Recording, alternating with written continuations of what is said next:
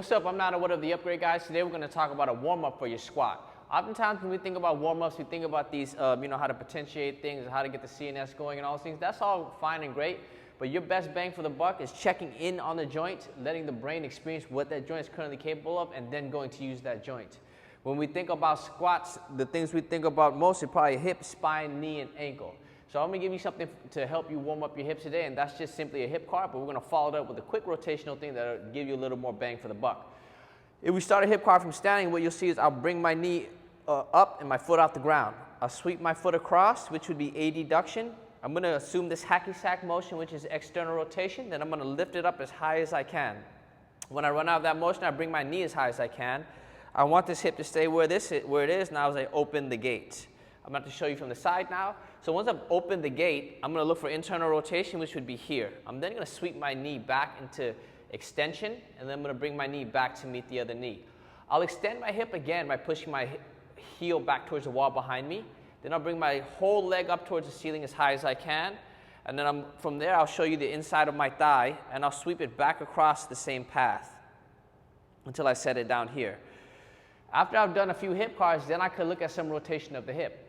If I'm thinking about a squat, I can easily just sort of set myself up in a position where I have some hip flexion, which is required in the squat, and then I can bend my knees, which is also required in the squat.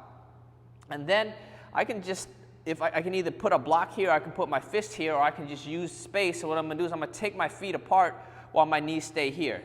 What I'm essentially doing is I'm trying to rotate this part of my leg this way.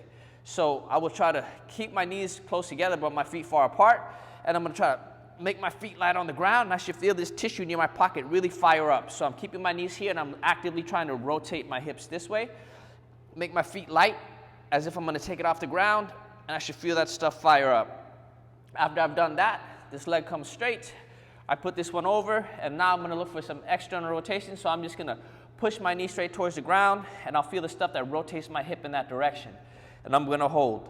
If I feel some tightness on the inside, I'll take my knee and I'll block it off, and I'll try to push back, but my arm will resist, and I'll create an isometric with that tissue, 10, 15 seconds. Then I'll go back in the other direction. And then you can do a few body weight squats. So what you've essentially done is you've taken the hip through a full range of motion that it should inherently have. Your brain is now more comfortable using that range of motion, and you yourself have an idea of where you're good and bad.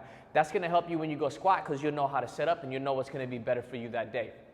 And then we use some rotation in both directions. Since rotation is the fundamental motion of the joint, it's going to set you up to be a little more familiar with that when you go squat. The brain has just created force there. It's going to be a little more comfortable using that force. Just make sure that once you do this and you've opened up some range, that's not necessarily the time to go right away and squat heavy.